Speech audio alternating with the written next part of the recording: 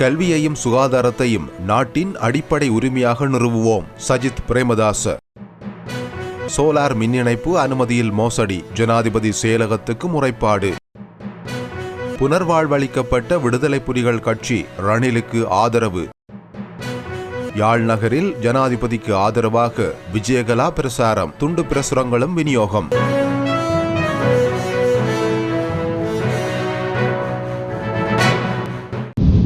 அரசியல் யாப்பில் காணப்படுகின்ற இலவச கல்வி, இலவச சுகாதாரம் உள்ளிட்ட குடிமக்களுக்கு காணப்பட வேண்டிய ஏனைய பொருளாதார சமூக உரிமைகளை அடிப்படை உரிமைகளாக மாற்றுகின்ற செயற்பாட்டை ஐக்கிய மக்கள் சக்தி அரசாங்கத்தின் ஊடாக முன்னெடுப்போம் என எதிர்க்கட்சித் தலைவரும் ஐக்கிய மக்கள் சக்தியின் ஜனாதிபதி வேட்பாளருமான சஜித் பிரேமதாஸ் தெரிவித்துள்ளார். கொழும்பில் இடம்பெற்ற தொழில் வல்லுநர்களுடனான மாநாட்டில் கலந்து கொண்டு உரையாற்றும் போதே எதிர்க்கட்சித் தலைவர் சஜித் பிரேமதாஸ் இவ்வாறு தெரிவித்தார். அரசியல் யாப்பில் காணப்படுகின்ற இலவச கல்வி, இலவச சுகாதாரம் உள்ளிட்ட குடிமக்களுக்கு காணப்பட வேண்டிய ஏனைய பொருளாதார சமூக உரிமைகளை அடிப்படை உரிமைகளாக மாற்றுகின்ற செயற்பாட்டை ஐக்கிய மக்கள் சக்தி அரசாங்கத்தின் ஊடாக முன்னெடுப்போம். கொள்கைகளை வகுத்தல் மற்றும் செயற்படுத்தல், கண்காணித்தல், குறைகளை கண்டறிதல் போன்ற கொள்கை வட்டாரம் சரியான முறையில் செயல்படுகின்றதா என்கின்ற பிரச்சினை காணப்படுகின்றது. கொள்கை தயாரிப்பில் தரவுகளையும் சாட்சிகளையும் மையப்படுத்தி அறிவியல் ரீதியாக முன்னெடுப்பதற்கு பதிலாக அவசரமாக முன்னெடுக்கப்படுகின்ற விடயமாக மாறியிருக்கிறது. இந்த முறையிலிருந்து வெளியேறி முன்னேற்றகரமான சமூகமாக செயல்பட வேண்டும். இலவச சுகாதார சேவையை பாதுகாப்பதோடு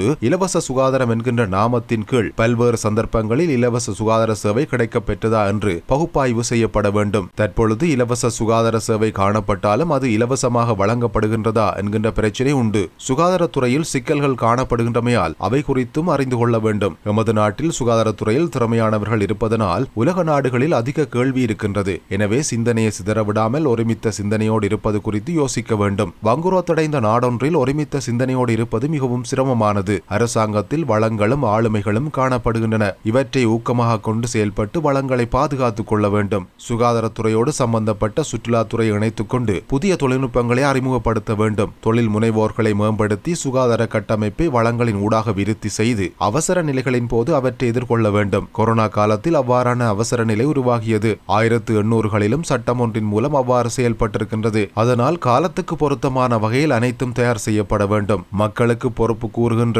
பொறுப்பேற்கின்ற சுகாதாரத்துறையை உருவாக்க வேண்டும். இங்கு தேசிய ஊதிய கொள்கையில் திறமைக்கேற்ப ஊதியம் வழங்கப்படுவது சிறந்ததாக இருந்தாலும் பல்வேறு தரப்பினரின் இணக்கப்பாட்டை பெற்றுக்கொண்டு கொள்கையின் அடிப்படையில் முன்னோக்கி செல்ல வேண்டும். ஊழலின் பாலும் மோசடியின் பாலும் செல்கின்ற இடத்தை இயலாது செய்ய வேண்டும். நம்பகத்தன்மையுடன் கூடிய முறையான ஊழலை ஒழிக்கின்ற டிஜிட்டல் முறை ஒன்று உருவாக்கப்பட வேண்டும். அரச நிர்வாகத்தில் வெளிப்படைத்தன்மை காணப்பட வேண்டும். அதிகாரம் இருந்தாலும் இல்லாவிட்டாலும் அவை நடைமுறையில் இருக்க வேண்டும். சொல்வதை போன்று செயற்பாட்டிலும் காட்ட வேண்டும். எனவேதான் இந்த ஊழல் ஒழிப்பு முறையை நிறைவேற்றுவேன் என்று அவர் குறிப்பிட்டார்.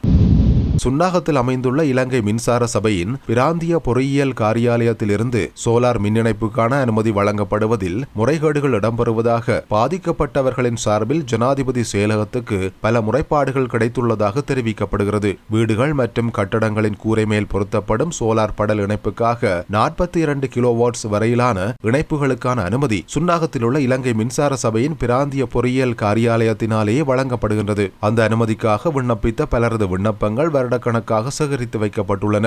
இந்த நிலையில் குறுகிய காலத்தினுள் சிலருக்கு முறையற்ற விதத்தில் அனுமதிகள் வழங்கப்படுகின்றமை கண்டறியப்பட்டுள்ளதோடு அதனால் நேரடியாக பாதிக்கப்பட்ட பலர் ஜனாதிபதியின் குறைகள் அதிகாரிக்கு முறைப்பாடு செய்துள்ளதாகவும் தெரிவிக்கப்படுகிறது. இது தொடர்பாக இலங்கை மின்சார சபையின் பொது முகாமையாளர் உட்பட உயர் அதிகாரிகளுக்கு முறைப்பாடு செய்யப்பட்ட போதிலும் நடவடிக்கைகள் எதுவும் எடுக்கப்படாததை அடுத்தே ஜனாதிபதி செயலகத்துக்கு முறைப்பாடுகள் அனுப்பி வைக்கப்படுவதாக அம்முறைப்பாடுகளில் குறிப்பிடப்பட்டுள்ளது. இந்த முறைப்பாடுகள் தொடர்பில் ஆராய்ந்து அறிக்கையிடுமாறு ஜனாதிபதியின் செயலாளரால் மின்சக்தி மற்றும் எரிசக்தி அமைச்சின் செயலாளருக்கு அறிவிக்கப்பட்டுள்ளது. இதே நேரம் யாழ்ப்பாணத்தில் சோலார் மின் இணைப்புக்கான அனுமதி வழங்கல் தொடர்பில் தகவல் அறியும் உரிமை சட்டத்தின் கீழ் வாடிக்கையாளர்கள் 3 கொழும்பில் உள்ள மின்சார சபையில் முன்வைத்த தகவல் கோரிக்கைகளுக்கு உரிய தகவல்கள் வழங்கப்படாத காரணத்தினால் தகவல் ஆணைக்குழுவுக்கு முறைப்பாடுகள் செய்யப்பட்டிருப்பதாகவும் தெரிவிக்கப்பட்டுள்ளது.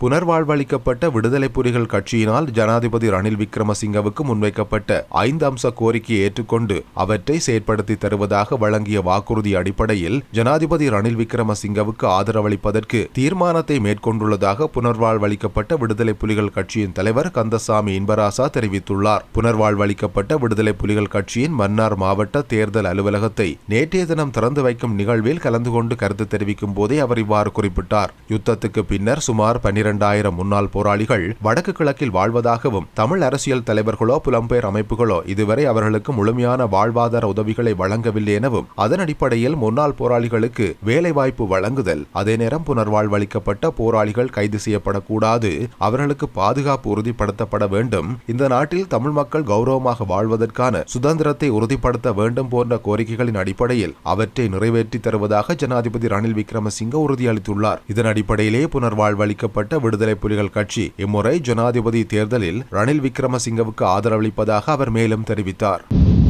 ஜனாதிபதி தேர்தலுக்கான சுயாதீன வேட்பாளர் ஜனாதிபதி ரணில் விக்ரமசிங்கவுக்கு ஆதரவு தெரிவித்து யாழ்ப்பாணம் திருநெல்வேலி சந்தை பகுதியில் முன்னாள் ராஜாங்க அமைச்சர் விஜயகலா மகேஸ்வரனால் தேர்தல் பிரசார நடவடிக்கைகள் முன்னெடுக்கப்பட்டன. திருநெல்வேலி சந்தை பகுதியில் உள்ள மக்களுக்கு இன்று சனிக்கிழமை காலை துண்டு பிரசுரங்களும் விநியோகிக்கப்பட்டன. இதன்போது விஜயகலா மகேஸ்வரன் மற்றும் கட்சி ஆதரவாளர்கள் துண்டு பிரசுரங்களை விநியோகித்தனர். நாடு பொருளாதார நெருக்கடியில் இருந்தபோது அதனை ரணில் விக்ரமசிங்கவே மீட்டெடுத்ததாகவும் சர்வதேச நாடுகளில் செல்வாக்கு மிக்கவர் என்றும் விஜயகலா தெரிவித்தார். அவர் நாட்டுக்கு பல்வேறு சேவைகளை செய்தவர், எனவே அவரை ஆதரிக்க வேண்டும் என்றும் விஜயகலா கோரிக்கை விடுத்தார்.